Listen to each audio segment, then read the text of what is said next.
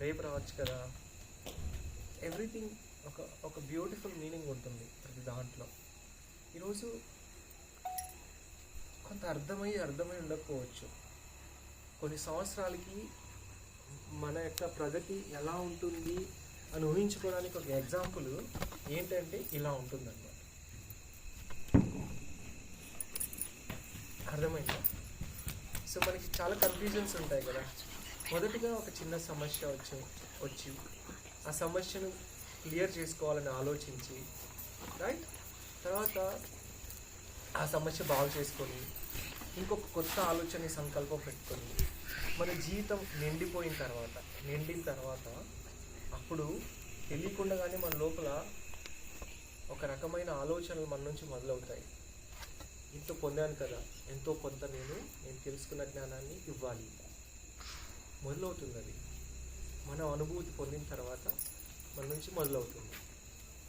ఎప్పుడైతే మన నుంచి మొదలవుతుందో అది ఈ ఇంటి దీపం వెలిగిన తర్వాత ఆ ఇంటి దీపమే ఇంకో 4 ఇళ్ళ దీపాలను వెలిగించినట్లుగా మీకు తెలియకుండానే వేరే వాళ్ళ జీవితంలో చాలా ఉన్నతమైన పాత్ర పోషిస్తారు మీరు. ఇది ప్రకృతి సహజ నియమం. ఇది.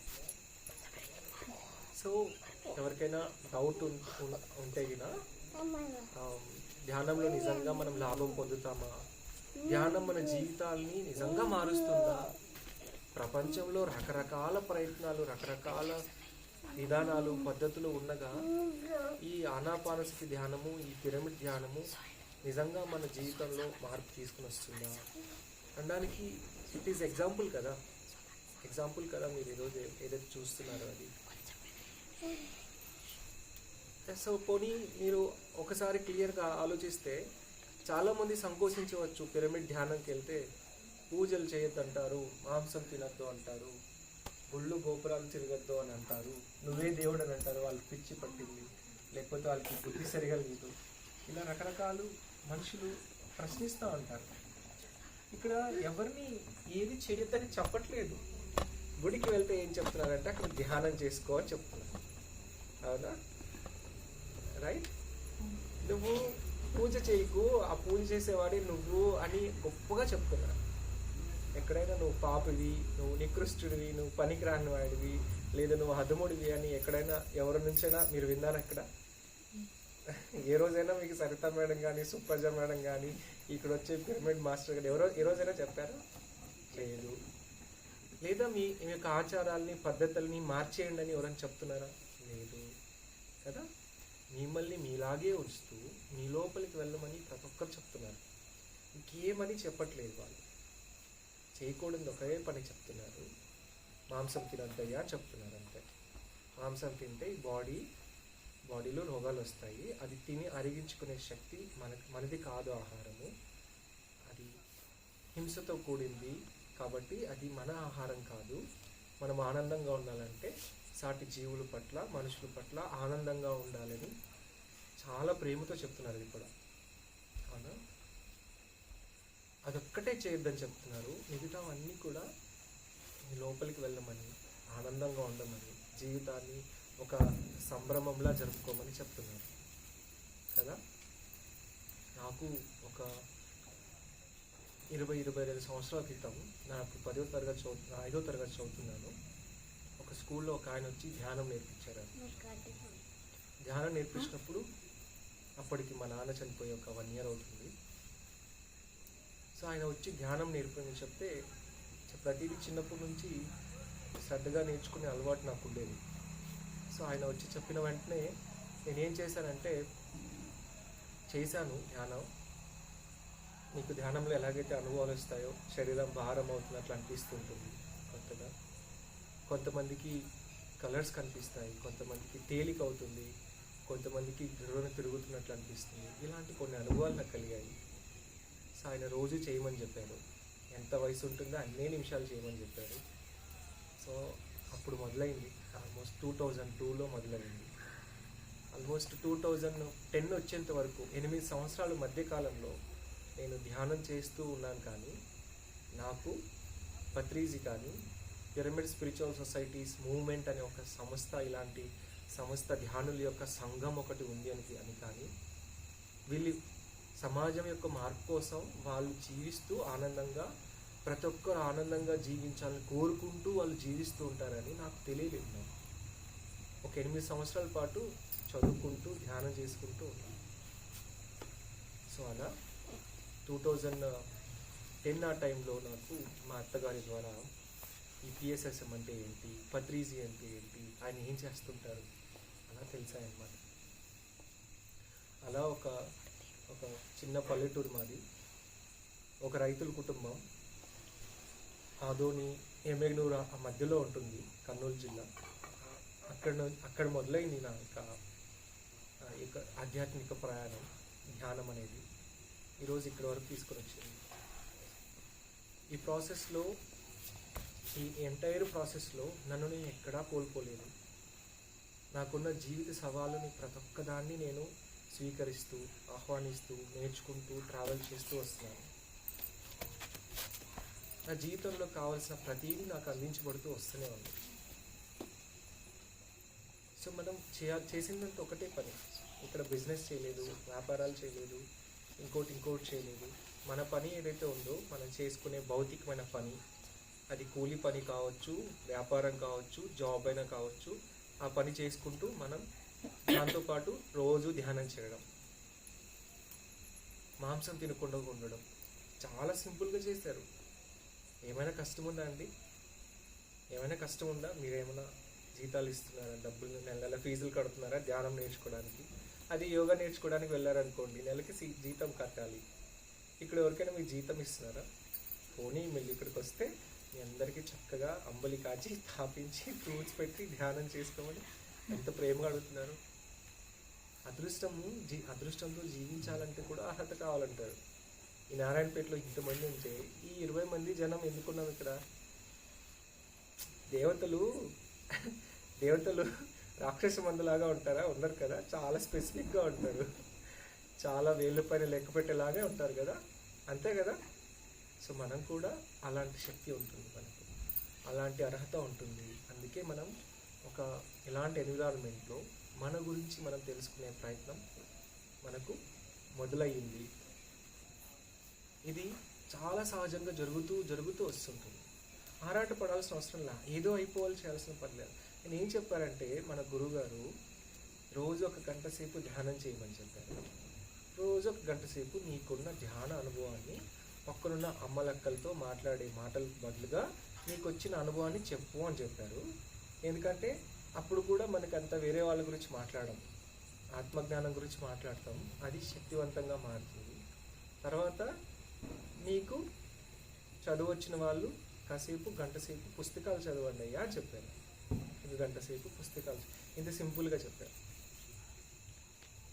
అంటే ఈరోజు ఏం తెలుసుకుంటే దాన్ని వెంటనే వేరే వాళ్ళకి పంచండి అయ్యా అని చెప్పారు కదా.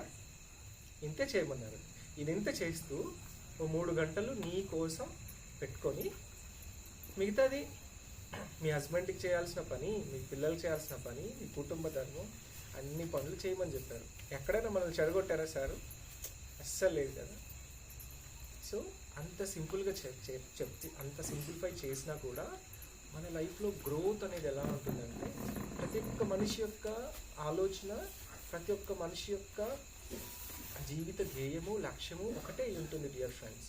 అది ఏమై ఉంటుందంటే, మనం ఎదగాలి. ఓకే, సపోజ్ మీరు స్టూడెంట్స్, మీకు గ్రో అవ్వాలని ఆలోచన ఉంటుంది.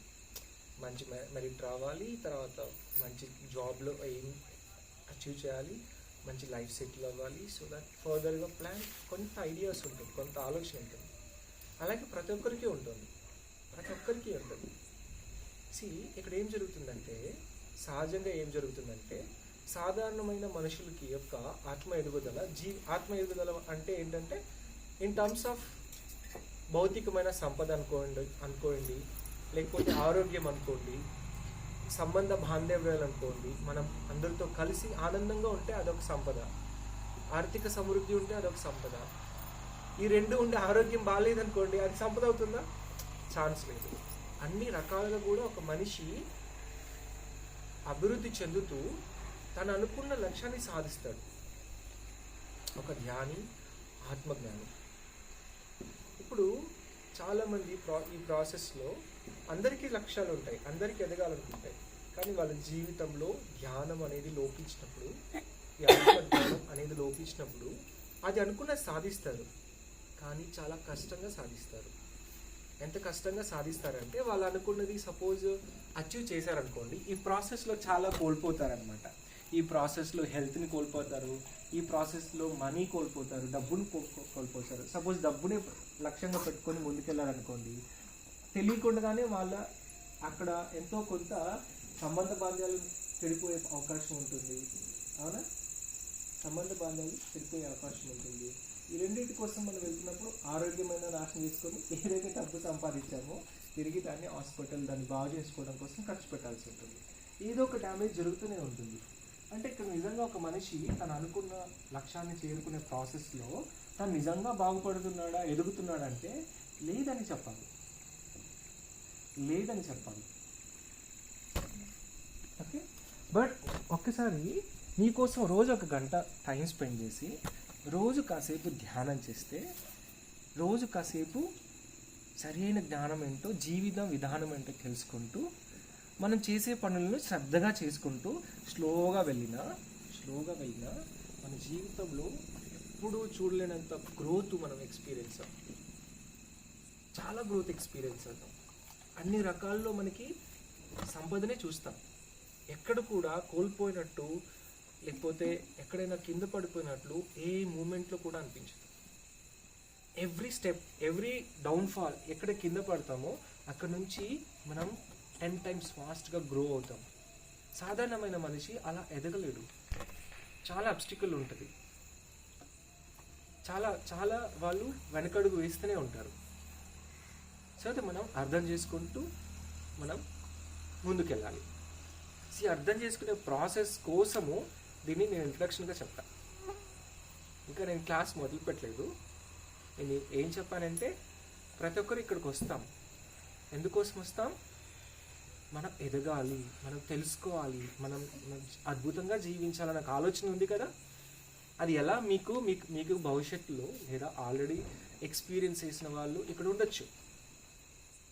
ఇంకా ఏం జరగబోతుంది ఫ్యూచర్లో, నేను ఈ ప్రాసెస్ కంటిన్యూ ఈ ప్రాసెస్లో నడుస్తూ ప్రయాణం చేస్తున్న క్రమంలో నా జీవితంలో ఏం మార్పులు జరగవచ్చు అనడానికి చాలా బోల్డ్ అండ్ ఎగ్జాంపుల్స్ ఉన్నాయి.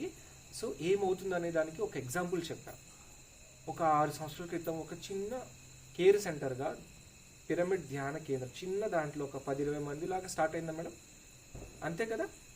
అలాంటిది ఈరోజు 400-500 మందికైనా సరే ఇంత బాగా లగ్జరియస్గా పిరమిడ్ శక్తితో కూర్చొని ఇంత బాగా మనం నేర్చుకోవడానికి మేనిఫెస్ట్ అయ్యిందంటే దీన్ని గ్రోత్ అంటారు. మనం కళ్ళతో కనిపించేదే కదా చూస్తాం, నమ్ముతాం. అవునా? కళ్ళతో కనిపించేదే కదా చూస్తాం. లేకపోతే మనం మాటల్లో చెప్పేది ఎంతవరకు నమ్మడానికి సాధ్యమవుతుంది? ఛాన్స్ ఉండదన్నమాట. సో మనం చాలా ఫాస్ట్గా, చాలా అన్ని రకాలుగా కూడా మనం గ్రో అవుతాం. ఓకేనా? అర్థమైందా? డౌట్ ఉందా? ఏమైనా డౌట్ లేదు కదా? డౌట్ ఉందా సార్?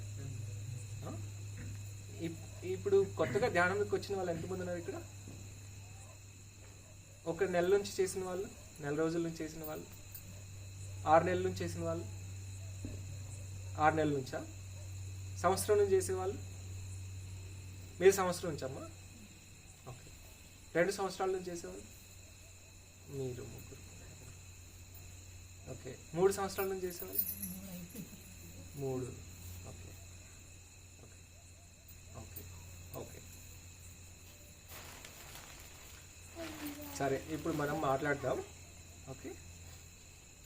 నేను ఈ ప్రాసెస్లో నేను ధ్యానంలోకి వచ్చిన తర్వాత నేను నేర్చుకునే క్రమంలో ఆల్మోస్ట్ నాకు ఆధ్యాత్మికత అనేది ఏంటి అంటే, మనం క్రమం తప్పకుండా ధ్యానం చేస్తుంటాం, సాధన చేస్తుంటాం, సేవ చేస్తుంటాం. ఓకే. ఈ పనులన్నీ చేస్తూ వెళ్తూ ఉంటాం, రైట్? మరి ఈ ప్రాసెస్లో నేను ఎలా ఉన్నాను, ఎక్కడి నుంచి చేస్తున్నాను అని తెలుసుకోవడానికి నాకు ఆల్మోస్ట్ సుమారు ఒక 18 సంవత్సరాలు పట్టింది నాకు. నేను ఎలా ఉన్నాను, నేను కంప్లీట్గా ఎలా ఉన్నాను, ఎందుకు నా జీవితం ఇలా ఉంది, ఎందుకు నేనే ఇలా ఉన్నాను. ప్రతి ఒక్కరికి ఉంటుంది కదా, ఎందుకు నాకే కష్టం, ఎందుకు నాకే ఇది వచ్చింది, ఎందుకు నాకే ప్రాబ్లం వచ్చిందో మనం క్వశ్చన్ చేసుకుంటుంటాం కదా. అంటే ఇప్పుడు రావాలా ఏంటిది, ఇట్లా ఈ టైంలోనే రావాలా, నాకు ఎన్ని ప్రాబ్లమ్స్ ఉన్నాయి ఈ దేవుడు అనే వాడికి తెలీదా, కొంచెం చూసుకొని ఏదైనా ఇచ్చేది ఉంటే కొంచెం నిదానంగా చేస్తే బాగుంటుంది కదా, అన్ని మీద పడిపోవాలా, ఏడుస్తూ ఉంటాం కదా. లిటరలీ వి క్రై సమ్ టైమ్స్. మనం ఏడుస్తాం ఏదో ఒక టైంలో. మనమంతా ఎంత పెద్దగా ఉన్నప్పటికీ ఒక ప్రాబ్లం ముందు మనం ఎప్పుడు చిన్నగానే అయిపోతాం కదా. ఆ సమస్య వచ్చినప్పుడు, అని భరించలేని కష్టం వచ్చినప్పుడు వి ఆల్ క్రై, మనమంతా ఏడుస్తాం. మనమంతా హ్యూమన్స్, మనుషులం కదా, మనం ఏడుస్తాం ఏదో ఒక టైంలో. సో ఎందుకు నా లైఫ్ ఇలా ఉంది. సో ఇదంతా అర్థం అవడానికి నాకు ఆల్మోస్ట్ ఒక 18 సంవత్సరాలు పట్టింది.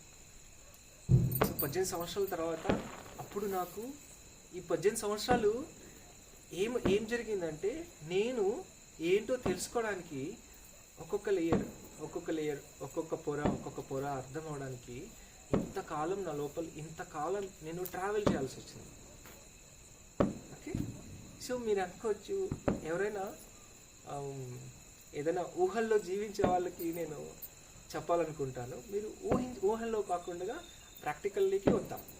సపోజ్ మనం అనుకుంటాం, ఇప్పుడు నేను రోజు 3 గంటలు ధ్యానం చేస్తున్నాను, ఇంకొక 40 రోజులు చేస్తాను, నేను అనుకున్నది నేను అచీవ్ చేయాలి అని అనుకుంటాం, నేను అనుకున్నది సాధించాలి అనుకుంటాం.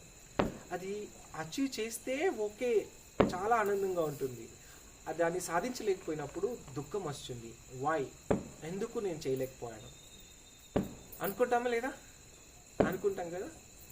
సో మేబీ అప్పుడు ఆ పర్టికులర్ మూమెంట్ అది అర్థమయ్యి అచీవ్ చేసినప్పటికీ, కానీ ఇంకా డీప్ మనం అంటే ఏంటి తెలుసుకోవడానికి మనం దాన్ని కంటిన్యూ చేయాల్సి వస్తుంటుంది. చిన్నవి వస్తూ ఉంటాయి మన లైఫ్లో, బట్ మనం అసలైంది ఏంటి అని తెలుసుకోవడానికి మనం కొంత ట్రావెల్ చేయాల్సి వస్తుంది. ఓకే, మీకు కొంత హెవీ అనిపించవచ్చు, so just enjoy the process. Okay, మీకు ఎక్కడైనా అడగాలనిపిస్తే అక్కడ అడగచ్చు. ఓకే, సో మీరు మెడిటేషన్ ప్రాసెస్ నేను కొద్దిసేపు బ్యాక్ చెప్తాను. సో మీకు హెవీ అనిపించింది అనుకో, సో హెవీ అనిపిస్తే కదా you can just close your eyes and meditate. Okay, don't ఎక్కువ హెవీ క్యారీ చేయడానికి ట్రై చేయకు. ఓకే, సో ఈ నేను అనేది అర్థం అవడానికి it is all generalised. Okay, మీరు సైన్స్ ఎలా మీకు సిలబస్ ఎలా ఉంటుందో అలాగే మనం ఏంటో తెలుసుకోవడానికి కూడా ఒక సిలబస్ ఉంటుంది. Okay, it's very simple, not అంటే కాంప్లికేటెడ్గా ఏముండదు, కష్టంగా ఏముండదు. సో నేను పత్రి సార్ నుంచి అండ్ న్యూటన్ సార్ నుంచి తెలుసుకున్న దాన్ని బట్టి నేను అనేది అర్థం అవడానికి ఒక నాలుగు ఏరియాస్లో మనల్ని చూసుకోవాలి. 4 ఏరియాస్లో మనం చూసుకోవాలి. మొదటిది ఏంటంటే మన తల్లి గర్భంలో ఉన్న స్థితి అన్నమాట. ఓకే, ఎన్ని మంత్స్ ఉంటాం మనం తల్లి గర్భంలో? 9 మంత్సా? Wrong answer.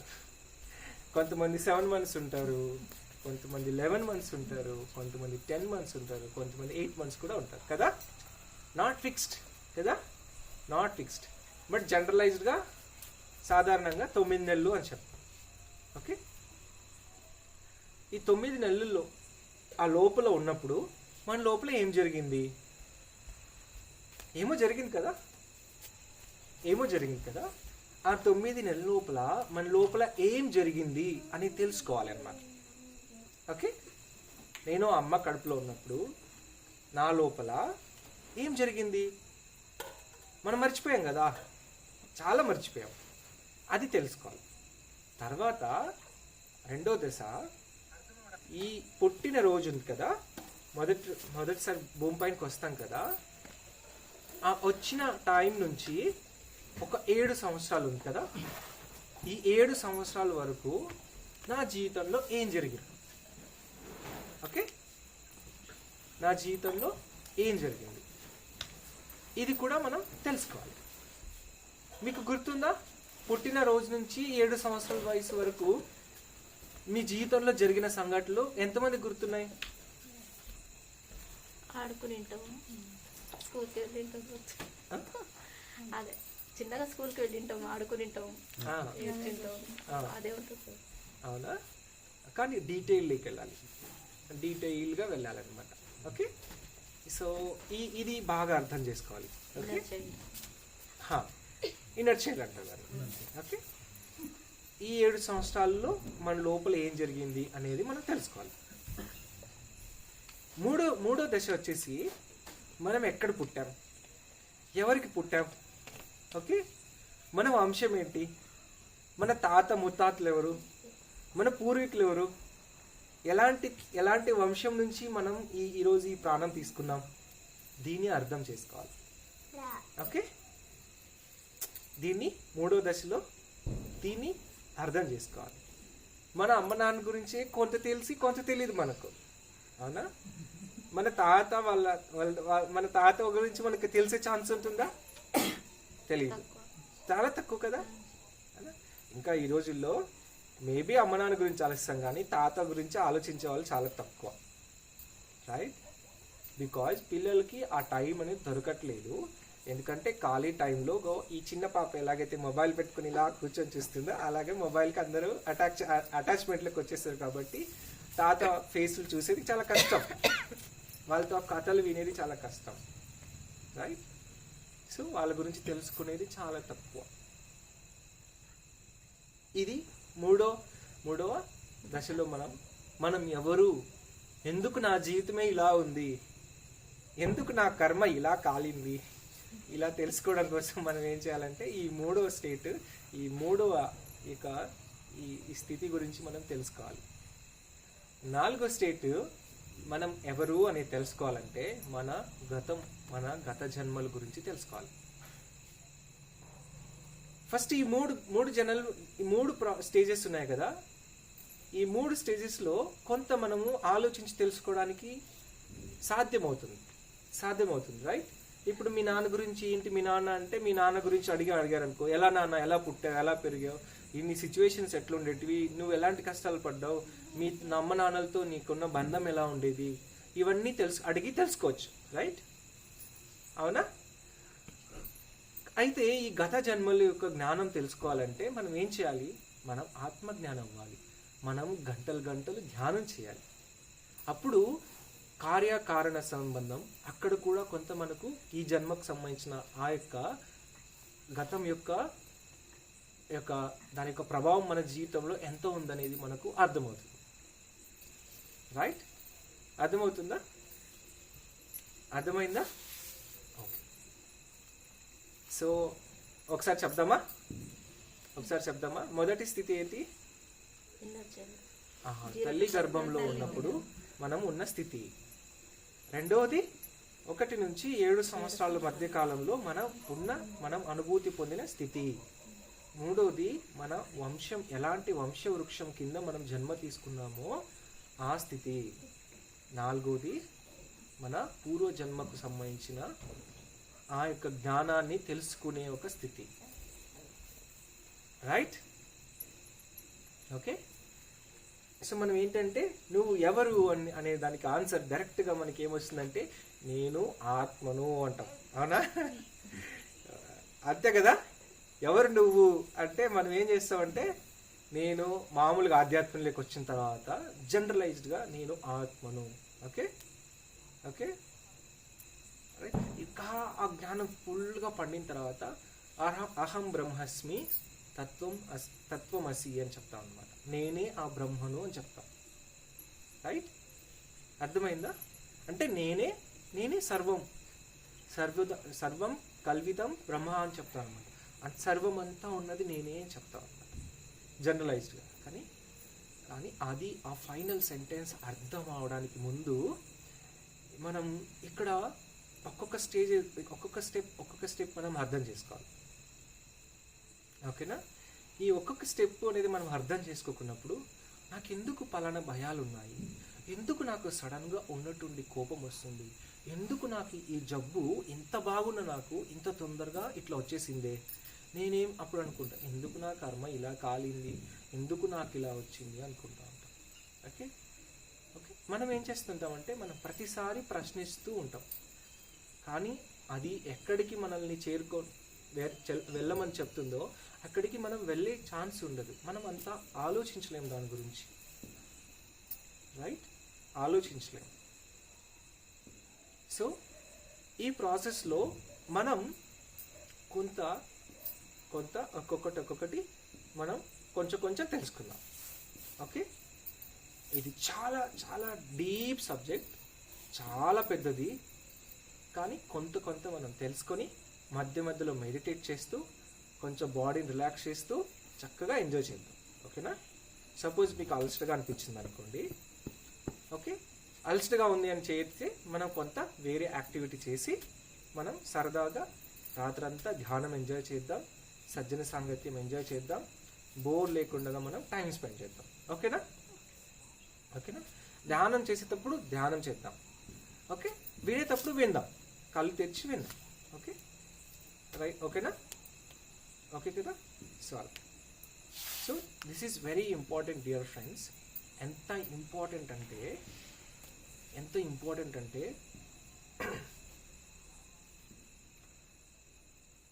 మీకు ఒక ఉల్లిపాయ ఉంది కనుకోండి, ఉల్లిగడ్డ ఉంటుంది కదా, ఏమంటారు ఇక్కడ? ఎర్రగడ్డ అంటారు, ఉల్లిగడ్డ అంటారు కదా, తెల్లకాయలు అంటారా? ఉల్లిగడ్డ అంటారు. ఆనియన్ ఉంటుంది కదా, ఈ ఆనియన్ ఒక్కొక్క లేయర్ తీసేద్దాం అనుకోండి. ఓకే, ఒక్కొక్క లేయర్ తీసేస్తే ఆ మధ్యలోకి వెళ్ళి ఒక్కొక్కటి మిగులుతుంది చిన్నగా. దాన్ని కట్ చేస్తే ఏముంటుంది? ఏముండదు, ఖాళీ ఉంటుంది. అర్థమైందా? ఓకే, సో ఇప్పుడు మనం ఏం చేస్తామంటే చిన్నప్పటి నుంచి మనము ఈ తల్లి గర్భంలో ఉన్నప్పుడు ఈ యొక్క ప్రాసెస్లో మొదటి 7 సంవత్సరాల కాలంలో మనము ఎంతో ఇన్ఫర్మేషన్ మన లోపలికి వెళ్ళబడుతుంది. ఓకే, వీడు నల్లగా ఉన్నాడు, వీడి పళ్ళు ఎందుకు ఇలా ఉన్నాయి, ఓకే, వీడి ముక్కు ఎందుకు ఇలా ఉంది, సో వీడు సరిగా లేడు, వీడి కాళ్ళు ఇలా ఉన్నాయి, వీడి చేతులు ఇలా ఉన్నాయి అంటే మనం సరిగా లేము అని మన లోపల ఈ నమ్మకాలు మన లోపల వేయబడి ఉంటాయి. ఓకే, ఇంకా మనం కొంత వెనక్కి వెళ్తే మొదటి దశలో మనం అన్ని రకాల ఫీలింగ్స్ని, భావాల్ని ఈ గర్భస్థితిలోనే మనము తల్లిదండ్రుల నుంచి మన లోపలికి వెళ్ళి నాటుకొని పోతూ ఉంటుంది. ఓకే, సపోజ్ కొత్తగా పెళ్ళయింది అనుకోండి, పెళ్ళైన వెంటనే వాళ్ళు ఇంకా తెలియదు, వాళ్ళకి సంసారము పిల్లలు ఏం తెలియదు, ఆ అవగాహన కూడా అంత ఉండకపోవచ్చు. సడన్గా ఒక ప్రెగ్నెన్సీ వచ్చింది అనుకోండి, వచ్చిన వెంటనే ఆ ఫస్ట్ టైము కొంత అవగాహన ఉందనుకోండి, కొంత స్త్రీతత్వము లేదా పురుషతత్వం, ఆ పురుషునిలో ఆ యొక్క అండర్స్టాండింగ్, ఆ మెచ్యూరిటీ ఉందనుకోండి, దే ఫీల్ హ్యాపీ. ఓకే, మేము పేరెంట్స్ అవ్వబోతున్నాం, ఒక బిడ్డ మా ద్వారా వస్తుందని చాలా హ్యాపీగా ఫీల్ అవుతారు. కొంత ఫైనాన్షియల్ ప్రాబ్లం ఉందనుకోండి ఇంట్లోన, లేదా కొంత సెటిల్ డౌన్ అయ్యే ఆ ప్రాసెస్లో ఉన్నారనుకోండి, వాళ్ళకి కొంత ఆర్థిక ఇబ్బందులు ఉంటే వాళ్ళు మొదటిసారి ఎలా ఫీల్ అవుతారంటే వాళ్ళకి చాలా భారం, అది చాలా భారంగా ఫీల్ అవుతారు. ఓకే, సో ఈ భారం ఫీల్ అయినప్పుడు ఆ ఫస్ట్ టైము ఆ లోపల వచ్చే ఆ ఫీటస్ అంటారు కదా, పిండం అంటారు కదా, ఆ ఫామ్ అయ్యే ఆ యొక్క మొదటి టైమే, అది వాళ్ళకి ఎరుకలోకి వచ్చిన టైమే వాళ్ళు ఎలాగైతే ఫీల్ అవుతారో అక్కడ వాళ్ళు రెడీగా లేకున్నప్పుడు ఆ బిడ్డ రిజెక్షన్ ఎక్స్పీరియన్స్, తిరస్కార భావం లోపల ప్రింట్ అవుతుంటుంది. సో దీనికి పర్యవసనంగా ఏం జరుగుతుందంటే, సహజంగా మనం కుటుంబంలో అందరూ ఉంటాం, కానీ నన్ను ఎవరు ఇష్టపడరు, నన్ను ఎవరు ఆహ్వానించరు, ఓకే, నన్ను సరిగా చూడరు, నేను అంత ఇంపార్టెంట్ కాదు అనే ఒక భావన ఉంటుంది. ఎప్పుడైనా మీ లోపల గమనించారు ఈ భావన? గమనించరు. ఇవి ఎక్కడి నుంచి వస్తాయంటే అక్కడి నుంచి వస్తాయి. ఓకే, ఈ ఆధ్యాత్మికత అంతా ఏంటంటే ఇది నేను అని ఏదైతే నమ్మామో అది నేను కాదని తెలుసుకోవడం. ఇప్పుడు ఇది మనం నమ్మాం, అది నేను కాదని తెలుసుకోవాలి. ఈ ప్రాసెస్లో మనం చాలా నమ్మేశాం కదా, అది నేను కాదు, అది వాళ్ళ ఒపీనియన్, వాళ్ళకున్న సిచ్యువేషన్, నాకు దాంతో సంబంధం లేదు. ఆ స్థితి, ఆ ఎరుకని మన లోపల పెంచుకుంటూ వెళ్దాం. సో అక్కడ జరిగింది ఎలా మీకు గుర్తుంటుందో చెప్పు, గుర్తుండడానికి ఛాన్స్ ఉందా? ఆ రోజు మీకు పేరెంట్స్ యొక్క సిచ్యువేషన్స్ కూడా మీకు గుర్తుండకపోవచ్చు, అవునా? రైట్. సపోజ్ కూలి పనులు చేసుకుంటుంటారు అనుకోండి, ఒక దగ్గర కూలి పనులు చేసుకుని వచ్చింటారు. అప్పుడే పొలాల దగ్గరికి ఒక అతిథి వచ్చారనుకోండి. సో వాళ్ళకున్న కొంత ఆ భోజనం అంతా వాళ్ళకి పెట్టేస్తారు. సపోజ్ అక్కడున్న ఫ్యామిలీలో ఒక ఆమె గర్భవతిగా ఉందనుకోండి. ఆ మూమెంట్లో ఆమె తినక పెట్టేస్తుంది అనుకోండి. ఆ కడుపు కాలుతుందా లేదా? కాలుతుంది కదా. ఇక్కడ ఒకరికి ఆకలి అయితే ఒకలాగా ఉంటుంది, కానీ ఆ బిడ్డకు కూడా ఆకలి ఉంటుంది కదా, ఆ బిడ్డకు కూడా శక్తి కావాలి కదా. అప్పుడు ఏర్పడుతుంది. కొంతమందికి తింటూ ఉంటారు, ఎంత తిన్నా ఆకలి తగ్గదు, ఎంత తిన్నా ఆ ఆకలి అనిపిస్తూ ఉంటుంది. ఎవరైనా గమనించారా? ఇది కుంభాలు తింటూ ఉంటుంది ఇది అని చెప్పేసి అనుకొని చూస్తూ ఉంటాం. ఎక్కడి నుంచి మొదలై ఉంటుందంటే ఆ స్థితి నుంచి మొదలవుతుంది. ఆ రోజు ఆ తల్లి ఉన్న స్థితిని అర్థం చేసుకునే మనకు తెలిసే ఛాన్స్ ఉందా? తెలియదు.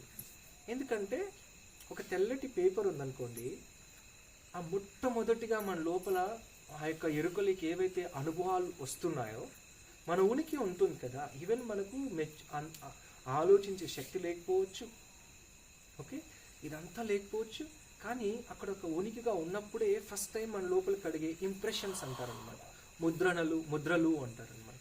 సో అప్పుడు ఏమవుతుంది, ఆటోమేటిక్గా అక్కడ ఫీడ్ అయిపోతుంది కదా, రైట్? సో అంత డీప్గా ఉంటాయి. ఓకే, సపోజ్ ఇంకొక చిన్న ఎగ్జాంపుల్ కొన్ని ఎగ్జాంపుల్స్ చెప్తాను మీకు, మన అందరికి తెలిసినట్లే. సపోజ్ మీకు ఒక 2 ఆడపిల్లలు పుట్టారనుకోండి, ఇంకొక 3వ ప్రెగ్నెన్సీ ఉంది. ఈ 3వ ప్రెగ్నెన్సీ ఉన్నప్పుడు మళ్ళా ఆడపిల్లే పుట్టింది అనుకోండి, లోపల ఉందనుకోండి, తల్లిదండ్రులు యాక్సెప్ట్ చేయగలుగుతారా? చేయరు. ఓకే, వాళ్ళు ఏం చేస్తారంటే డాక్టర్ దగ్గర ఏదైనా కన్ఫర్మేషన్ అయిందనుకో ఆడపిల్ల అని చెప్పేసి, చాలామంది ఏం చేస్తున్నారంటే తీయించేస్తుంటారు, బేబీని అబార్ట్ చేస్తుంటారు. కొన్నిసార్లు ఏమవుతుందంటే ఆ బేబీ అబార్ట్ అయ్యే పాసిబిలిటీ ఉండదు, కానీ అలాగే మళ్ళీ జీవంతోనే ఉంటుంది. ఒక్కొక్కసారి జరగదు కొన్నిసార్లు. అలాంటి సిచ్యువేషన్లో పుట్టింది అనుకోండి, ఆ అమ్మాయికి ఎంత తిరస్కార భావం ఉంటుందంటే, తల్లిదండ్రులు అంటే విపరీత కోపం ఉంటుంది, జీవితం అంటే అసహ్య భావన ఉంటుంది, ఎందుకు పుట్టానని తీవ్రమైనటువంటి కోపం ఉంటుంది, ఎప్పుడు చచ్చిపోవాలనిపిస్తూ ఉంటుంది. ఇంత లోతుగా ఉంటుంది, రైట్? సో సపోజ్ వాళ్ళకి తెలియదు అనుకోండి, మొదటి బిడ్డ ఆడపిల్ల పుట్టారు, రెండో బిడ్డ ఆడపిల్లే ఉంది, కానీ ఇక్కడ వాళ్ళు డాక్టర్తో చెకప్ చేయించలేదు, కానీ వాళ్ళకి మగపిల్లలు వాళ్ళు కావాలని ఎక్కువ కోరుకుంటున్నారు, ఎందుకంటే ఆల్రెడీ ఆడపిల్ల ఉంది, మగపిల్లవాడు కావాలని కోరుకుంటున్నారు. సో ఇప్పుడు ఏమవుతుంది, సహజంగా ఇక్కడ ఆ బిడ్డ రిజెక్షన్ ఎక్స్పీరియన్స్ అవుతుంది. వెల్కమ్, తను ఎలా ఉందో తను స్వీకరించదు. అప్పుడు ఏమవుతుందంటే వాళ్ళు తల్లిదండ్రులని మెప్పించడం కోసం ఏమవుతుందంటే అక్కడ ఏర్పడిన ఆ నమ్మకం, వీళ్ళు అబ్బాయిలాగా తయారవుతారు. సో వాళ్ళు ఎక్కువ అబ్బాయిలతో మాట్లాడుతుంటారు, వాళ్ళని అమ్మాయిలుగా గుర్తించడానికి చాలా కష్టం. వాళ్ళకి ఈ మంత్లీ పీరియడ్ ప్రాసెస్లో చాలా కష్టంగా ఉంటుంది, వాళ్ళు ఒప్పుకోరు స్త్రీతత్వాన్ని, దాని నుంచి చాలా హెల్త్ ఇష్యూస్ వస్తాయి. చూసారా అంత లోతుగా ఉంటుంది కదా. ఓకే, సో ఇది ఇనిషియల్ స్టేజ్లో తల్లి గర్భంలో ఉన్నప్పుడు ఉన్న సిచ్యువేషన్ అనమాట. అండ్ మనం లాస్ట్ మూమెంట్కి వచ్చామనుకో, ఇప్పుడు 9 months పీరియడ్లో ఇవన్నీ ఉన్నాయనుకోండి. సపోజ్ చాలా ఆర్థికమైన కష్టాలు ఎక్స్పీరియన్స్ అవుతూ ఉన్నారనుకో, మొదటి నుంచే మేము చాలా ఆ యొక్క ఆర్థికమైన సమస్యలు వాళ్ళ నుంచి ఫ్యామిలీ ఎట్లా స్ట్రగుల్ అవుతుందో, నా వల్లే కదా ఈ మా నాన్నకి ఇన్ని కష్టాలు, మా అమ్మకి ఇన్ని కష్టాలు అని వాళ్ళు భావిస్తూ ఉంటారు, చాలా గిల్ట్తో ఉంటారనమాట. అలాంటి సిచ్యువేషన్లో జన్మ తీసుకోబోతున్నందుకు చాలా అపరాధంగా ఫీల్ అవుతుంటారనమాట. అది చిన్నప్పుడు మనం ఎక్కడి నుంచి అక్కడి నుంచి మొదలవుతుంది. ఓకే, సో లాస్ట్ మూమెంట్ పుట్టే టైము సహజమైన ప్రక్రియలో బేబీ బయటకు వచ్చిందనుకోండి, అప్పుడు జీవితం ఎంత కష్టమైనా సరే ఒక సిచ్యువేషన్ నుంచి నేను రాగలుగుతాను అనే ఒక ఆత్మస్థైర్యం ఆ బిడ్డలో ఉంటుంది. అలా కాకుండా ఆ న్యాచురల్ డెలివరీ కాకుండా సిజేరియన్ చేశారనుకోండి, వాళ్ళు ఎలా తయారవుతారంటే, సో ప్రతి మూమెంట్లో ప్రతి కష్టం వచ్చినప్పుడు వాళ్ళ తల్లిదండ్రులు పక్కన ఉండాలి. అలా లేకున్నప్పుడు ఏమవుతుందంటే వాళ్ళు లేకపోయినప్పుడు చాలా సిక్ అయిపోతారు, చాలా వీక్ అయిపోతారు, వాళ్ళ కాన్ఫిడెన్స్ అంతా కోల్పోతారు. జీవితంలో ప్రతి స్టెప్లో వాళ్ళు ఒక చేయి పట్టుకొని నడిపిస్తూ ఉండాలి అని, అదర్వైజ్ వాళ్ళ కష్టం. అలా ఒక్కొక్కటి మన జీవితం పైన చాలా ప్రభావం ఉంటుంది. ఎందుకు ఇలా ఉన్నాను అనడానికి అక్కడి నుంచి మన లైఫ్లో చాలా మనం మన లోపల వేసుకొని ఉంటాం, వాటిని నమ్మి ఉంటాం, మన లోపల ఫీడ్ అయి ఉంటుంది అన్నమాట. ఓకే, అర్థమైందా? సో ఇప్పుడు మనం ఏం చేద్దామంటే ఒకసారి లేద్దాం. ఓకే, లేకండి ఒకసారి.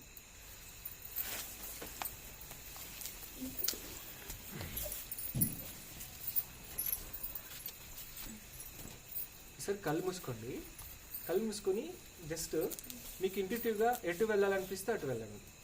ఓకే, కళ్ళు మూసుకొని కొంచెం స్లోగా, అది చాలా స్లోగా, ఫాస్ట్ కాదు, చాలా స్లోగా. ఇప్పుడు నాకు సపోజ్ ఇక్కడ నేను ఉన్నాను, కళ్ళు మూసుకున్నాను, నాకు తెలుస్తుంది నా స్పర్శ ఏదైనా తాకుతుందా లేదా అని.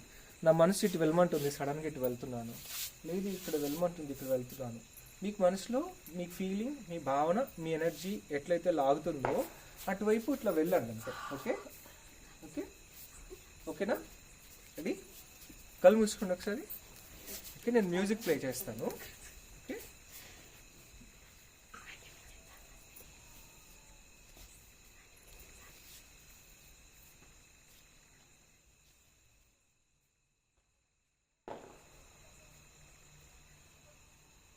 Close your ice. హాయిగా కళ్ళు మూసుకుందాం.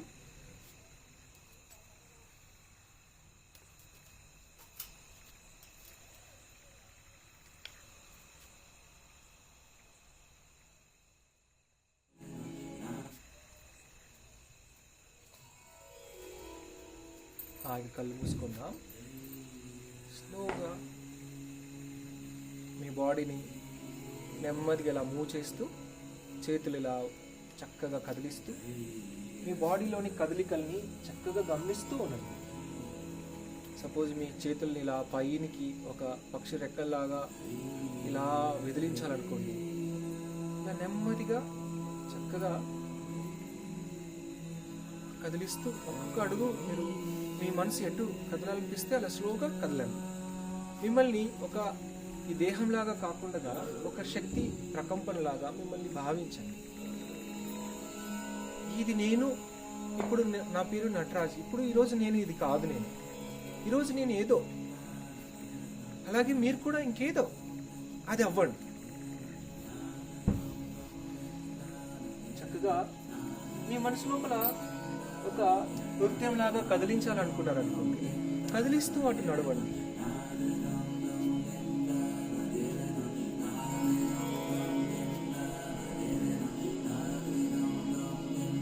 చక్కగా మీ లోపల జరిగే అసహజమైన శ్వాసని గమనిస్తూ, మీ లోపల ఉన్నటువంటి అంతరాళంలో మీ భావాతీతంగా ఏదైతే అనిపిస్తుందో అది చేయండి.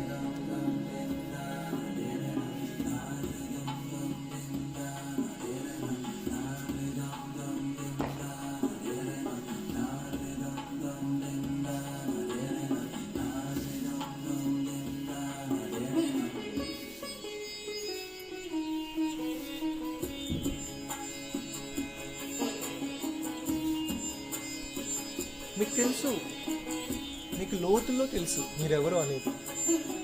ఒక్కసారి మనసును వదిలేస్తే ఆ లోపలికి ఇలా వెళ్ళగలరు.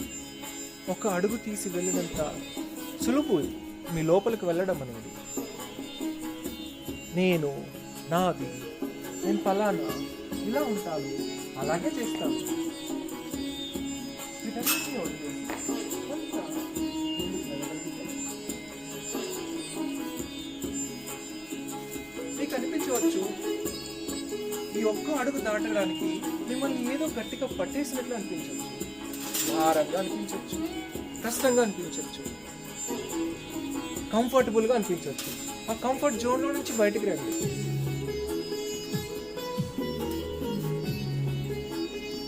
మీరు వేసే ప్రతి అడుగు, ప్రతి కదలిక మీకోసం.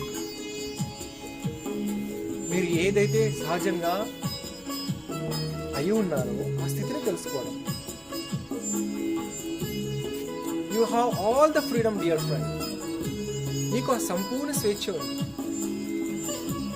ఒక్కొక్క అడుగు, ఒక్కొక్క కదలిక స్వేచ్ఛని పూర్తిగా ఆహ్వానిస్తూ, ఫ్రీడమ్ని సంపూర్ణంగా మన హృదయంలో నింపుకుంటూ చక్కగా లోపలికి వెళ్దాం.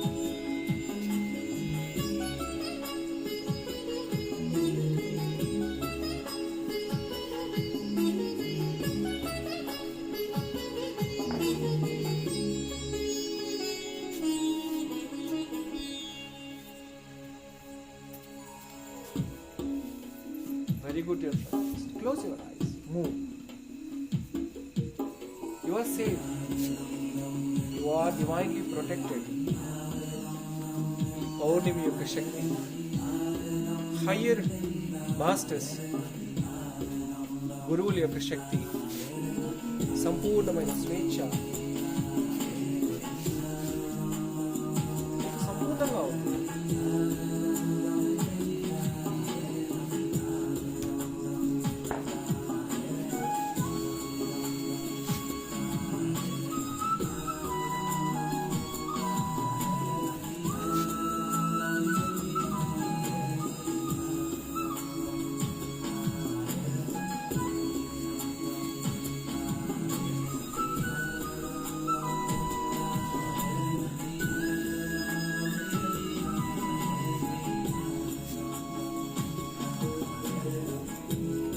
ఇంకొక నిమిషం.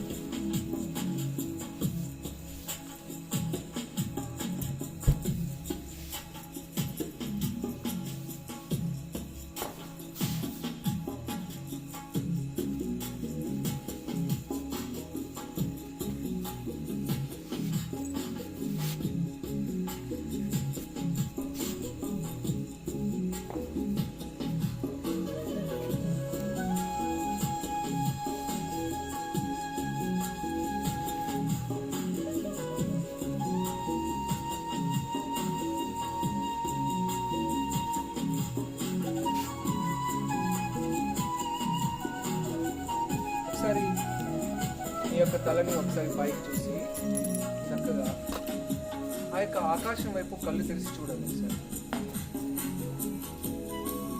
ఏదైతే శక్తి, ఏదైతే ఆ విశ్వశక్తి, సమస్త సృష్టి మనల్ని కాపాడుతూ, మనల్ని గైడ్ చేస్తూ, ఏదైతే మన జీవితంలో నేర్చుకోమని మనకు జీవం ఇచ్చిందో ఆ శక్తిని ఒకసారి చూడండి.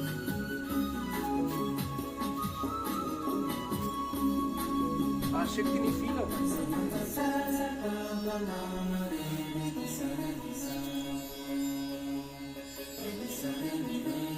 ఈ యొక్క చేతుల్ని హృదయం పైన పెట్టుకొని ఆ శక్తికి చక్కగా ప్రేమతో లోపలికి ఆహ్వానించాలి.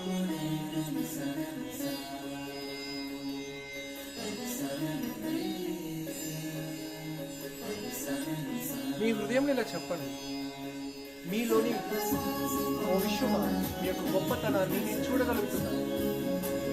కళ్ళు తెరిచి ఆకాశాన్ని చూస్తూ, ఓ ఆకాశమాత, ఓ విశ్వమాత, మీలోని శక్తిని నేను చూడగలుగుతున్నాను.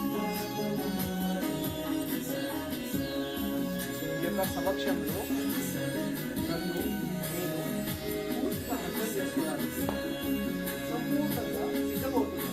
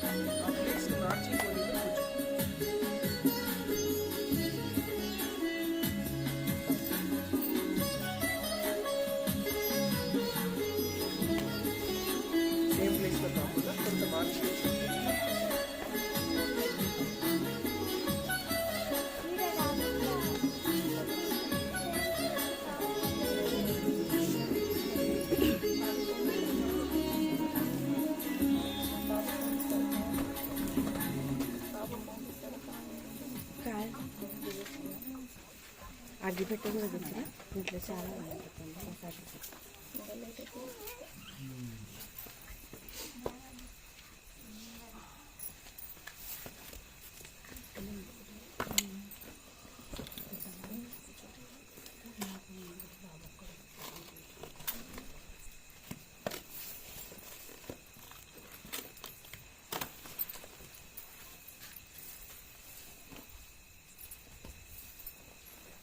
ఎలా ఉంది మీకు ఇప్పుడు నడిచినప్పుడు? బాగుందా?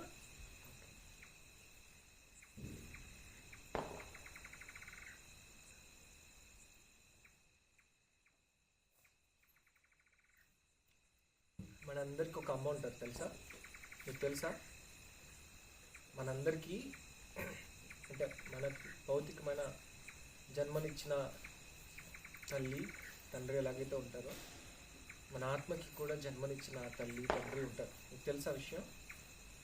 తెలీదా? మనం అంటూ ఉంటాం కదా, జగన్మాత అంటాం కదా, ఆ అమ్మ.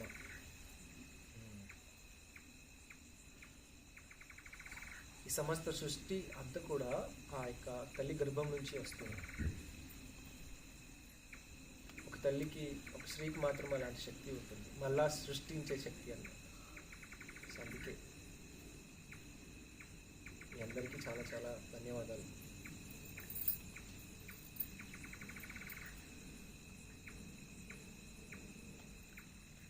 సో ఫస్ట్ స్టేజ్ గురించి కొంత బ్రీఫ్గా తెలుసుకున్నాం కదా. ఓకే, సెకండ్ స్టేజ్ గురించి కూడా కొంత బ్రీఫ్గా తెలుసుకున్నాం. ఓకే ఓకే సెకండ్ స్టేజ్లో కూడా కొంత బ్రీఫ్గా తెలుసుకుందాం. అర్థం కావడానికి పోవడానికి ఏమైనా ఉందా? అర్థమైందా? నేను చెప్పింది డిఫికల్ట్ కాదు కదా. This is very important. Sir ఏమైనా అర్థం కాలేదా? అర్థమైంది కదా సార్? అర్థమవుతుందా? ఓకే.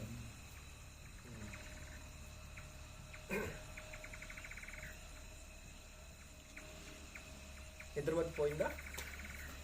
స్లీపీగా ఉండింది పోయిందా? ఆయన పొద్దు నుంచి అందరూ పని చేసుకుని ఉంటారు.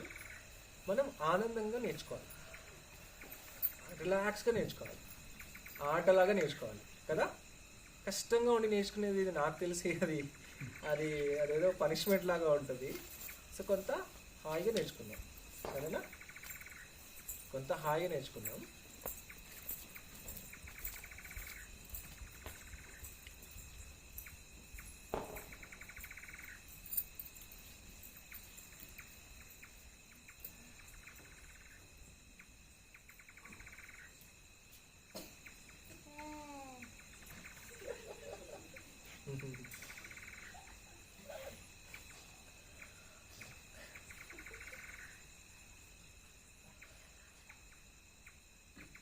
సో సెకండ్ స్టేజ్కి వద్దాం.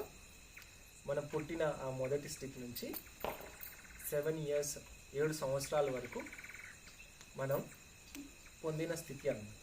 ఓకే, నీ వయసు ఎంతమ్మా? 9 years. ఓ సో యంగ్. ఓకే, ఇక్కడ ఒక సైంటిస్ట్ ఏం చెప్తారంటే, ఆ సైంటిస్ట్ పేరు వచ్చేసి బ్రూస్ లిప్టన్ అనమాట. ఆ సైంటిస్ట్ ఏం చెప్తారంటే, మీ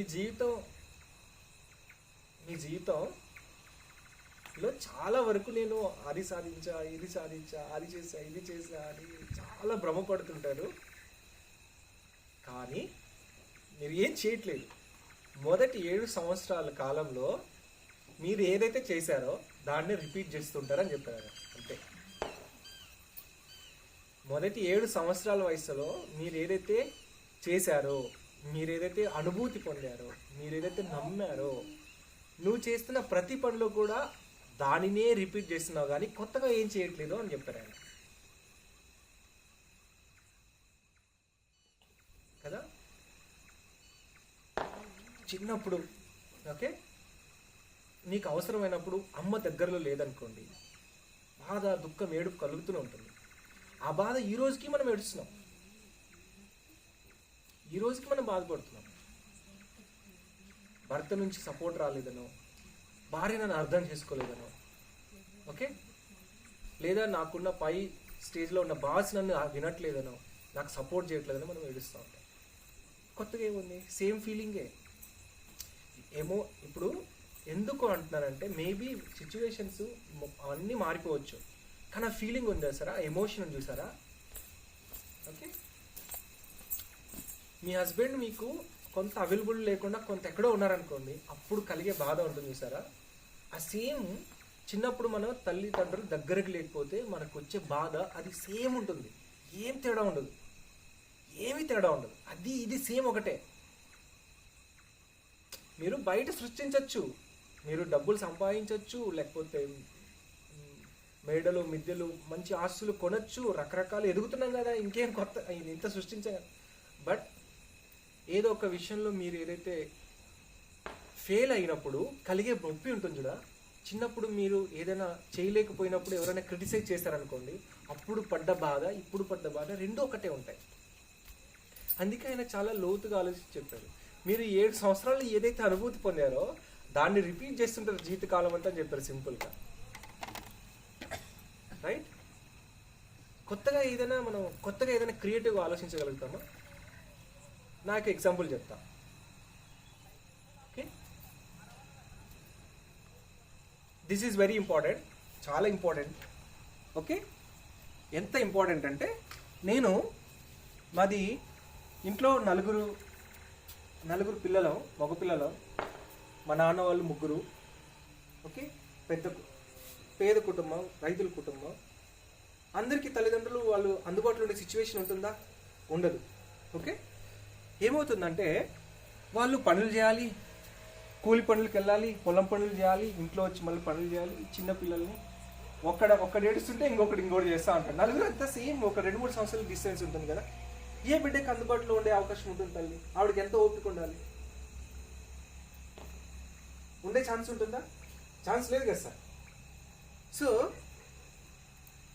నేను 4 సంవత్సరాలు ఉంటాయి. నాకు 4 సంవత్సరాలు ఉన్నప్పుడు అరే ఇంట్లో అందరూ చూసుకోలేదు కాబట్టి మా నాన్న కొంత దూరంలో, ఒక 12 కిలోమీటర్స్ దూరంలో ఇది ఉంటుంది చూడండి, పాలక్షేత్రం ఉంటుంది కదా, గవర్నమెంట్ది ఒక మిల్క్ పాలకేంద్రం ఉంటుంది. వాళ్ళే బర్రెలు, పొలాలు, వాళ్ళే అన్నీ, వాళ్ళది ఒక విజయ్ డైరీ తెలుసు కదా మీకు, దాంట్లో మా నాన్న పనిచేసేవాళ్ళు. ఆయన మా ఊరు నుంచి ఒక 12 కిలోమీటర్స్ సైకిల్ తొక్కుతూ వెళ్ళి అక్కడ పనిచేసి రావాలి. ఆ రోజు నన్ను తీసుకుని వెళ్ళారు. ఓకే, నాకు 4 సంవత్సరాలు ఉన్నప్పుడు గుర్తుంది, నాకు గుర్తొచ్చింది. అప్పుడు ఫస్ట్లో గుర్తు రాలేదు, కానీ నేను ఎలా ఉన్నాను తెలుసుకునే ప్రయత్నంలో చాలా సంవత్సరాల తర్వాత గుర్తొచ్చింది అన్నమాట. సో మీకు కొన్ని ప్రాక్టికల్ ఎగ్జాంపుల్ చెప్తే మీకు అర్థమవుతుందని చెప్తున్నా. నేను మా నాన్న నన్ను ఆ సైకిల్కు, అది ఉంటుంది కదా చంద్రబాబు నాయుడు సైకిల్ ఉంటుంది కదా, ఇప్పుడున్న మోడర్న్ సైకిల్స్ కాదు, ఒక రాడ్ ఉంటుంది. సో ఆ ముందు ఒక సీట్ ఉంటుంది తెలుసా, ఆ సీట్ లేకపోతే ఒక టవల్ వేసి ఆడ టైర్ ఆ ఫ్రంట్ వీల్ పైన 2 కాళ్ళు ఇలా పెట్టి మా నాన్న సైకిల్ తప్పుతూ, మా నాన్న అంటే చాలా ఇష్టం నాకు, చాలా కనెక్షన్ మా నాన్న అంటే.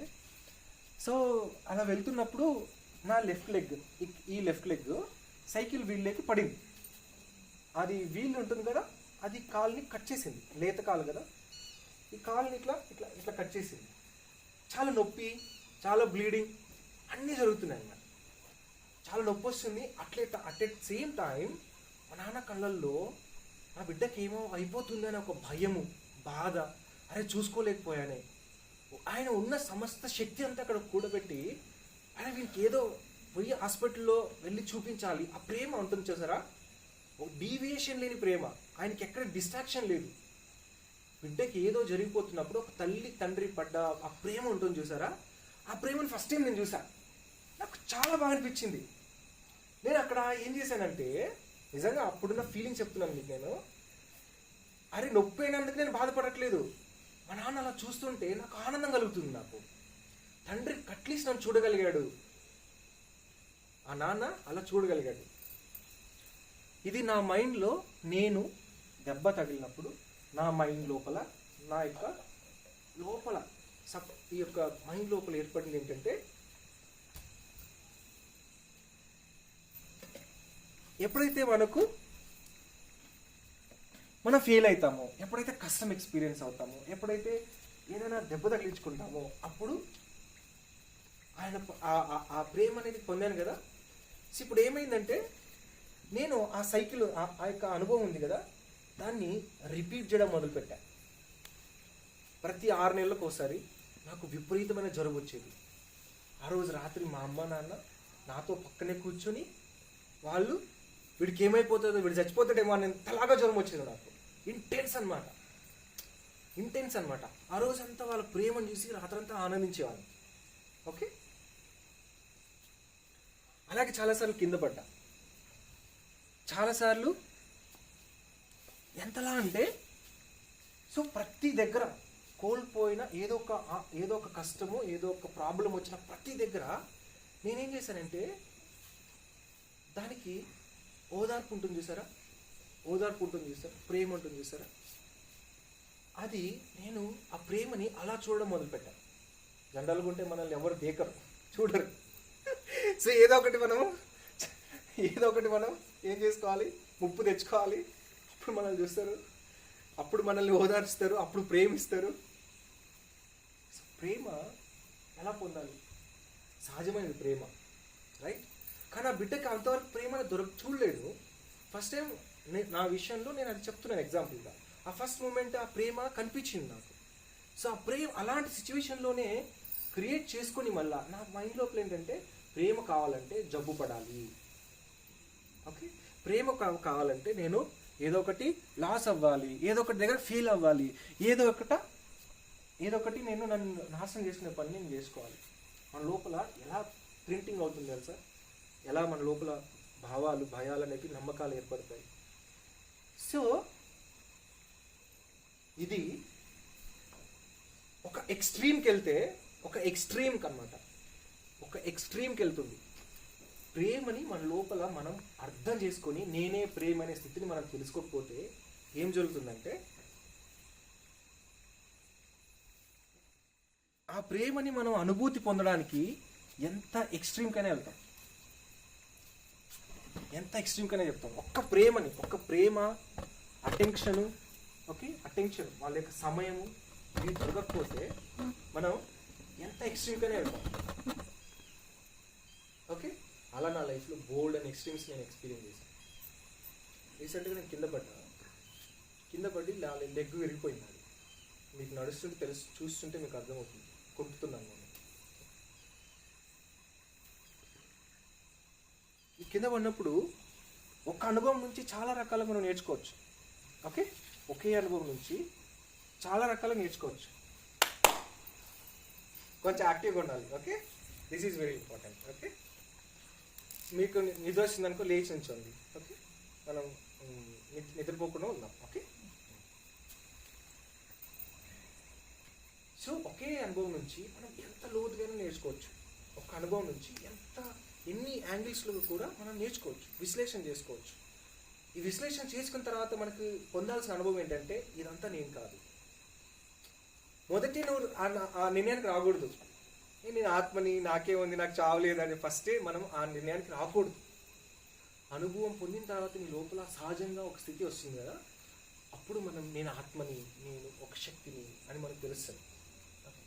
సో నేను పడ్డప్పుడు ఫస్ట్ నేను కాల్ మా గురుగారు చేశాను, న్యూటన్ సార్ చేశాను. ఆయన అపారమైన ప్రేమను అందించేస్తారనమాట. ఆయన చాలా ప్రేమగా ఉంటారు. ఆ రోజు ఆయన ఎంత ప్రేమను అందించారంటే ఇక ఊహించలేము. నాకు కావాల్సిన హాస్పిటల్కి కావాల్సిన ఖర్చులు, నన్ను చూసుకోవడం, నన్ను కేర్ చేయడం, నా దగ్గరికి వస్తానని చెప్పడం, నేను వచ్చేస్తానమ్మా నీ దగ్గరికి అని చెప్పడం. ఆయన ఎంత బిజీ ఉంటారంటే ఎంతో బిజీ ఉంటారు. మొత్తం ఇలా అటెన్షన్ అంతా ఇట్లా వచ్చేసింది నా ముందుకి. ఆ రోజు కూడా ఖాళీ రిగిందని నేను ఎడలేకపోయా. ప్రేమ వస్తుంది కదా, సేమ్ ఆ చిన్నపిల్లాడి మనసు లోపల అలాగే ఉందని అర్థమైంది. చూసారా సరే, మీకు అర్థమైందా? మీ జీవితంలో మీరు వెనకాల కింద పడ్డప్పుడు, లేదా నష్టపోయినప్పుడు, లేదా ఏదో ఒక కుటుంబ భార్యాభర్తల మధ్య సంబంధం వచ్చినప్పుడు ఒక దిక్కు చూస్తాం సార్. ఆ దిక్కు అంటే ఒక ప్రేమ నాకు అందబోతుందా, అందితే బాగుండు కదా అనుకుంటాం, ఎంత పెద్దవాళ్ళైనా సరే. అవునా?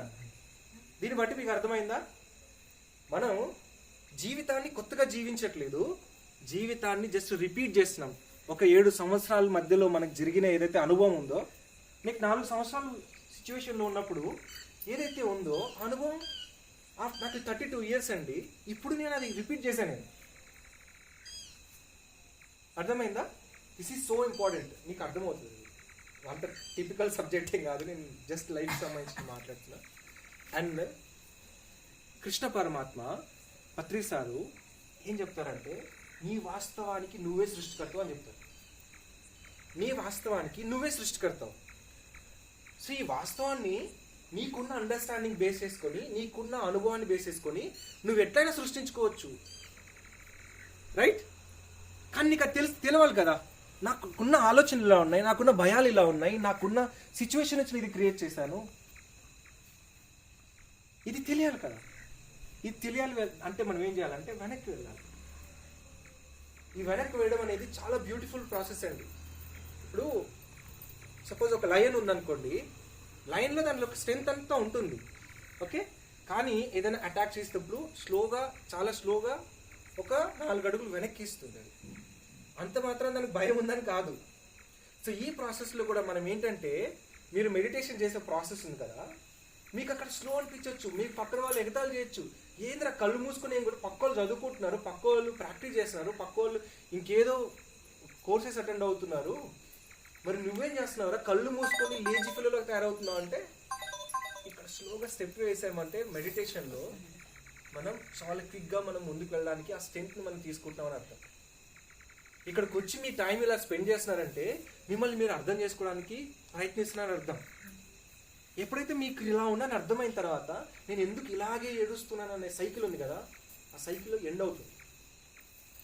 సో డియర్ ఫ్రెండ్స్, శ్రీకృష్ణ పరమాత్మ ఏం చెప్పారంటే, జ్ఞానాగ్ని దగ్ధ కర్మాణం అని చెప్పారు. మీకు విన్నారా ఎప్పుడైనా? విన్నారా? మీరు వినలేదు కదా? జ్ఞానాగ్ని దగ్ధ కర్మాణం అంటారు. సో మనం ఇది నా కర్మకి ఇట్లా వచ్చింది, నా కర్మ ఇట్లా తగలడింది, ఇట్లా ఏడుస్తూ ఉంటాం కదా. సో ఈ కర్మ అనేది నీకు కంప్లీట్గా అర్థం అవ్వాలి అంటే, ఆ కర్మ అనేది నీ లోపల నుంచి దగ్ధం అవ్వాలంటే, కర్మ కొట్టుకుపోవాలి, కర్మ తీయబడాలంటే నీకు జ్ఞానం రావాలని చెప్పాడు. రైట్? సో ఇంకోటి ఏంటంటే, కర్మ అనేది ఇట్స్ నాట్ ఎ పనిష్మెంట్. మనం అనుకుంటే వీడి కర్మ ఇట్లా తగిలేడింది వీడికి అని చెప్పేసి అంటాం.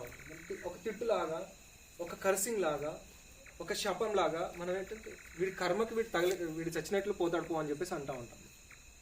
ఇవన్నీ కర్మని ఇట్లా మనం ప్రొజెక్ట్ చేస్తున్నాం. కానీ కర్మ అనేది ఒక బ్యూటిఫుల్ టీచర్, కర్మ అనేది ఒక ట్రైనింగ్.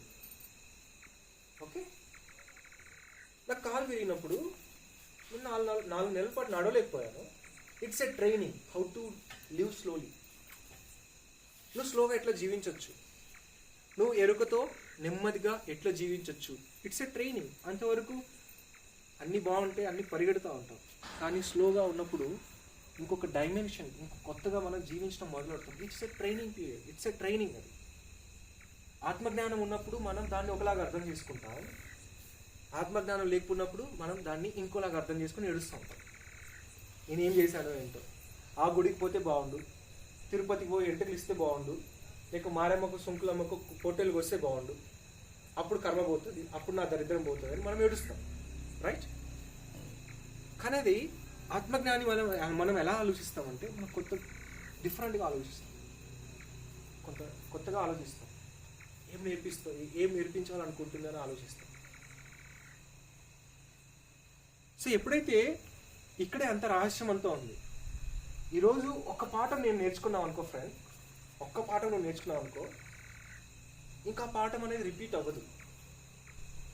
ఇప్పుడు మీరు ఎన్నో తరగతి చదువుతున్నారు మేడం? B.Pharmacy చదువుతున్నారు. మళ్ళీ మీరు 10th క్లాస్ చదవమంటే చదువుతారా? రైట్? చదవరు కదా. సేమ్ లెక్కలు మన లైఫ్లో కూడా అప్లై అవుతాయి. ఇప్పుడు నేను ఈ మొత్తం నాకు లేయర్ అర్థం అవడానికి, నేను ప్రేమని ఎలా పొందుతున్నాను అనే ఒక లేయర్, ఈ యొక్క సర్కిల్ అర్థం అవడానికి నాకు ఎన్ని సంవత్సరాలు పట్టింది? 18 కాదు, 30 సంవత్సరాలు పట్టింది నాకు. నేను ప్రేమని ఎట్లా పొందుతున్నాను, నన్ను నేను కష్టపెట్టుకొని నన్ను బాధ పెట్టుకొని ఇది ఇట్స్ అ ప్రోగ్రామ్. నా లోపల మనకున్న ఎనర్జీ ఫీల్డ్ అది మన లోపల అట్లా ప్రింట్ అయిపోయింది నా లోపల, రైట్? ఇప్పుడు ఒక మనిషి అంటారు. ఎందుకంటారు మనిషినే మనిషి అంటారు. సో ఒక రోబోట్కి ఎలాగైతే ఒక సాఫ్ట్వేర్ ఫీడ్ చేస్తే అది తన పని ఎలాగైతే ఆ ప్రోగ్రామ్ బట్టి మనం వెళ్తుందో, we are actually living like a robots.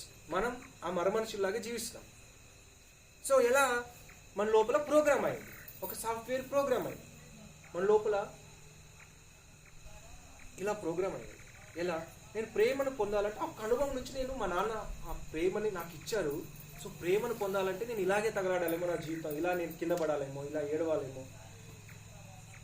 You believe in, మీరు నమ్ముతారా నమ్మరో, ఎంత కరెక్ట్గా ఉంటుందంటే జ్ఞానం నేర్పించే లెసన్స్, ఓకే, సోల్ నేర్పించే లెసన్స్. నాకు ఈ సర్కిల్ అంతా అర్థమవడానికి నాకు చిన్నప్పుడు ఏ ప్లేస్లో దెబ్బ తగిలిందో ఆ ప్లేస్లోనే సేమ్ స్పాట్లో నాకు సర్జరీ చేసి నా బోన్ని ఫిక్స్ చేశారు. So this is the first injury. నేను చిన్నప్పుడు దాని పక్కన ఇంకొంచెం పెద్దది ఇక్కడ సర్జరీ చేశారు.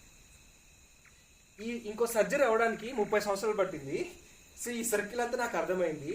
సో ఇక ప్రేమ పొందడానికి నేను అడ్డదారిలో నేను కింద పడాల్సిన అవసరం లేదు, లేకపోతే ప్రేమని పొందడం కోసం లేదా నేనే ప్రేమ అని నాకు అర్థమైంది. So once you learn the lesson, మీకు ఒకరోజు ఆ పాఠం ఎప్పుడైతే నేర్చుకుంటారో, యూ బియాండ్ కర్మ, యు ఆర్ బియాండ్ సైకిల్. నీకు ఆ పునరావృతం అవుతున్న ఆ సర్కిల్ నుంచి నువ్వు నీ సిలబస్ అయిపోయింది, నేర్చుకున్నావు. నువ్వు 10th ఫెయిల్ అయ్యావు అనుకో, you should repeat it, right? నువ్వు నేర్చుకోవాల్సిందే. మళ్ళీ ఫెయిల్ అయినావు, మళ్ళీ నేర్చుకోవాల్సిందే. మళ్ళీ ఫెయిల్ అయినావు, మళ్ళీ నేర్చుకోవాల్సిందే. మన కర్మ 10th క్లాస్ వరకు అయితే ఓకే, కానీ మనం మాత్రం ఫస్ట్ బ్రెత్ నుంచి లాస్ట్ బ్రెత్ వరకు ఫెయిల్ అయితేనే ఉంటాం. దాని నుంచి పాస్ అవ్వము. ఇన్ని సంవత్సరాలు పడుతుంది. మనం అనుకుంటాం చాలా మారిపోయింది, చాలా బాగుంది అనుకుంటాం. ఏం మారదు అసలు. లైఫ్ ఎప్పుడు మారుతుందంటే, లైఫ్ కొంత కరేజ్, కొంత ఇన్వెస్ట్మెంట్ మన కోసం మనం పెట్టి ధ్యాన సాధన చేసినప్పుడు ఒక మంచి పని కోసం అడుక్కున్నప్పుడు, అహంకారం తొలగించుకున్నప్పుడు, ఎట్లా అడుక్కున్నాం? ఈ పిరమిడ్ కోసం అమ్మా ఒక ఇటుకకి 1 రూపాయి అని అడుక్కున్నావా? అలా అడుక్కొని మా అహంకారం వదిలేసుకున్నప్పుడు మన లోపల ఎంతో లైఫ్ మారుతూ వస్తుంటుంది. అండ్ ఆత్మజ్ఞానం అనేది ఈ రోజుతో అయిపోయేది కాదు. It's never ending process. ఎప్పటి వరకు మన ప్రాసెస్, మన పని, మనం నేర్చుకునేది కంప్లీట్ అయిపోయింది. ఎప్పుడు అయిపోతుందంటే నువ్వు చచ్చిన రోజు. సింపుల్గా చెప్పాలంటే, ఈ భూమి పైన నువ్వు వచ్చిన పాఠం నేర్చుకున్నావు అని అర్థం చేసుకోవడానికి సింబల్ ఏంటంటే ఆ రోజు నువ్వు చచ్చిపోయి ఉంటావు. అర్థమైందా? నువ్వు నేర్చుకునే లోపల నువ్వు చచ్చిపోయి ఉంటావు. పైనకి వెళ్ళిన తర్వాత ఎస్ నేను నేర్చుకున్నాను, ఆ రోజు మనం పైనకి వెళ్ళిన తర్వాత రియలైజ్ అవుతాం. అయితే మనకు కొంత శ్రద్ధ, కొంత ఇంట్రెస్ట్ అని మనం పెట్టినప్పుడు మనం హాయిగా నేర్చుకుంటాం. మీకు అర్థమైందా? ఇక ఎగ్జాంపుల్తో ఎవరికైనా అర్థం కాలేదా? అమ్మ అర్థమైందా? చిన్నప్పుడు మీరు అనుకుంటారు, మీ బిడ్డలు చిన్నపిల్లలు ఉంటారు కదా, తిట్టా ఉంటారు తెలియకుండా. మీ లోపల ఉన్న మీకు తెలియదు, ఆ మూమెంట్లో ఎవరి మీద చూపించాలో కోపం తెలియదు, కానీ ఆ పిల్లల మీద చూపిస్తూ ఉంటారు. వాళ్ళ లోపల ఉన్న గ్రేట్నెస్ని అర్థం చేసుకోరు.